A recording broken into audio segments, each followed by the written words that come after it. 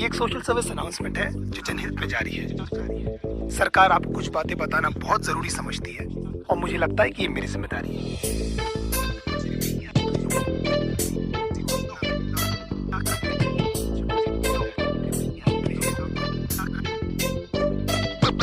देखो बेसिकली आजकल की गर्लफ्रेंड नामक तबाही की कहानी है। इसमें कैसे प्यार से लौड़े लगते हैं, बस इतनी सी बात आपको बतानी है। हो सकता है आपको मेरी बात अच्छी ना लगे, हम जैसे मल्लाह वैसे भी कान की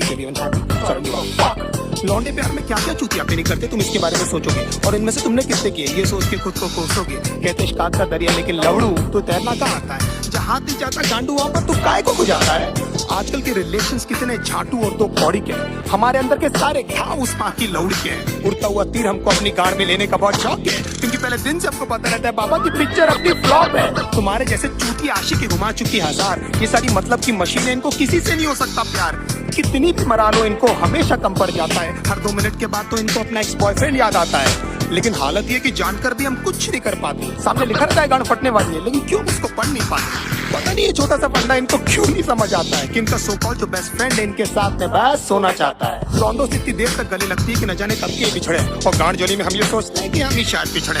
इनकी सखी सहेली हमें ब्रॉड माइंडेड होने की राय देती है, खुद के रिश्तों के लौड़े लगे हमारे भी लगा देती है। हमारे इनसिक्योरिटी का बहुत बड़ा हाथ इनके कपड़ों को भी जाता है, जिसे क्लीवेज और एस्क्रैच एकदम साफ नजर आता है। लो वेस्ट पहनना भी बेचारियों की बहुत बड़ी मजबूरी है, क्योंकि इनकी गांड का तितली का टैटू लोगों को दिखना भी तो जरूरी है। प्यार को समझने की इनकी औकात नहीं है। हम माँ बाप से मिला दे, इनमें ऐसी कोई बात नहीं है। इश्क में हम इनको जबरन लैला बना देते हैं, असलियत में लैला की छांट नहीं है।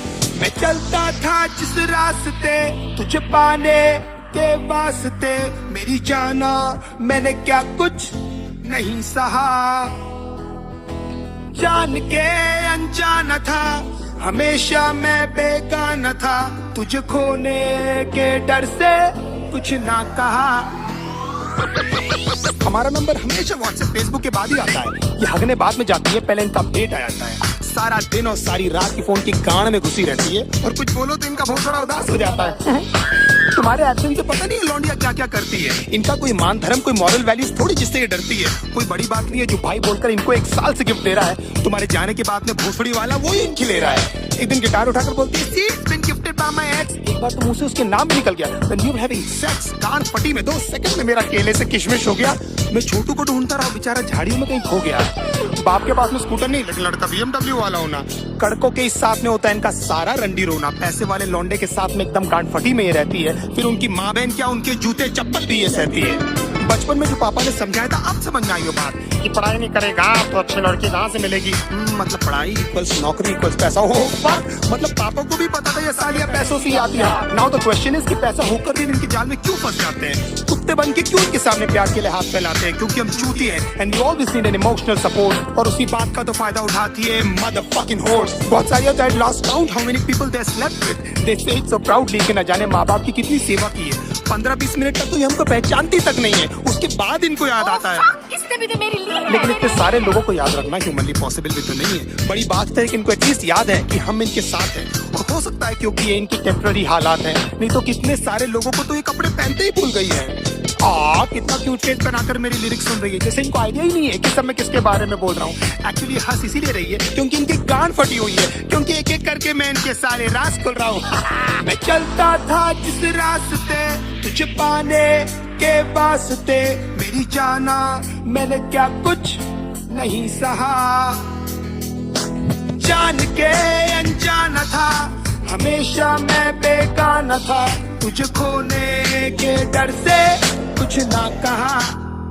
दूसरे डूड्स के एग्जाम्पल लेकर हमेशा हमारी गांड जलाती है। You know my friends are oh my god एकदम संजय दत्त दिखता है। अगर इनकी चूत जैसी शक्ल से हमें प्यार नहीं हुआ होता ना, तो हम बताते कि ये सुनकर हमको कैसा लगता है।